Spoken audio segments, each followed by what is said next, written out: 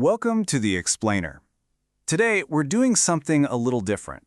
We're going to reverse engineer the ultimate survival guide. Now, this wasn't written by some survivalist expert. It was written by millions of years of evolution. And every single animal out there is living by its rules. So what does it really take to win? Well, in the animal kingdom, life isn't just a game. It's the game. Seriously, it's played every single day, and the prize isn't some trophy, it's just the chance to play again tomorrow. So how do they all do it, right? Well, it turns out they're all kind of working from the same playbook, a set of unwritten rules for survival. And today, we're going to walk you through its most critical chapters. All right, here's what we're diving into. First up, finding fuel. Then, we'll see how animals avoid becoming fuel for someone else. We'll explore the incredible power of teamwork, and then wrap it all up with the final chapter, legacy. First up, fuel. I mean, it's the most basic rule, right? You can't play the game if your tank is empty.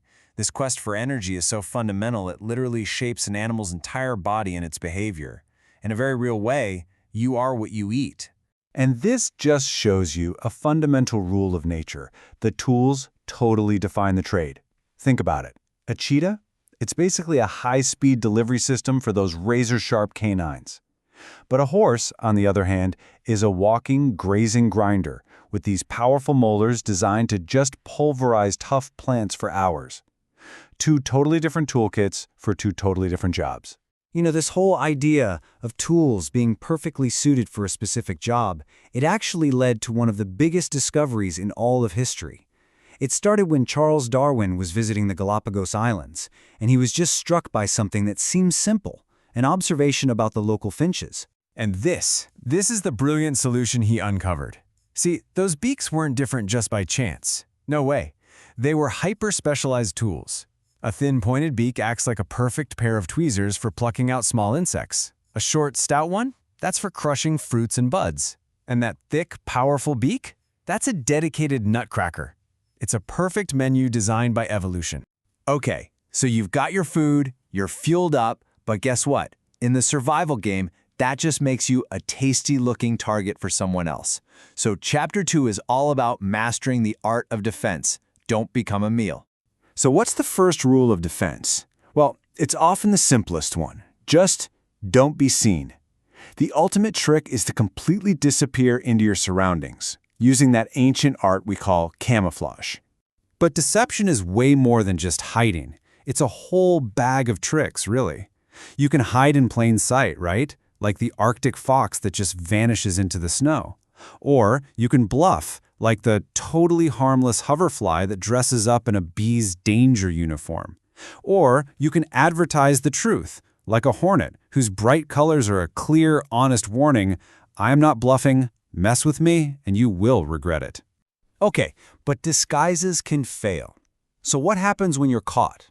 Well, that's when you go to Plan B, and animals turn their own bodies into shields, and sometimes into weapons.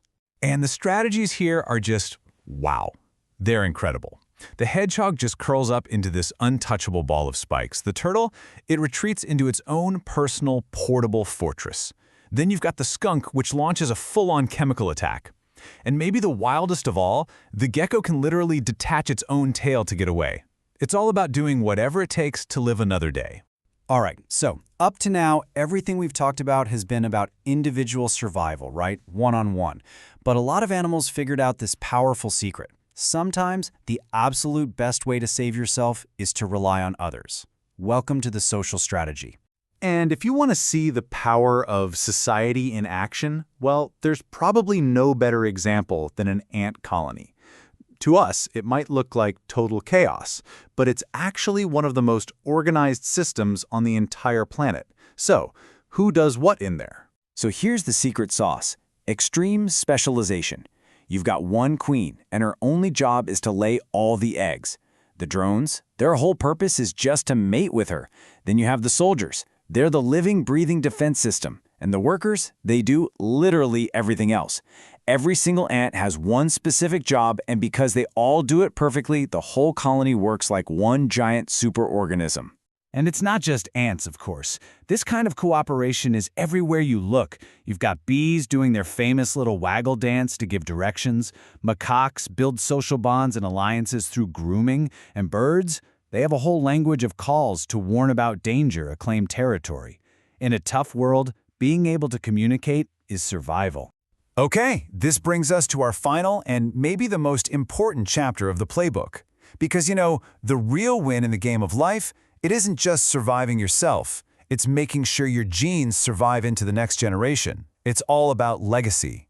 And what's amazing is that across the entire animal kingdom, this journey to the next generation, it follows a surprisingly universal script. It all kicks off with courtship.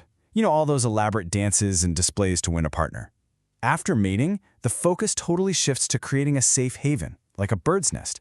And then finally comes the ultimate investment, raising the young and passing that torch of life forward. So once reproduction is successful, nature basically has two main strategies for how the baby develops. You have viviparous animals, like us, cats, monkeys, where the embryo develops safely inside the mother who gives live birth.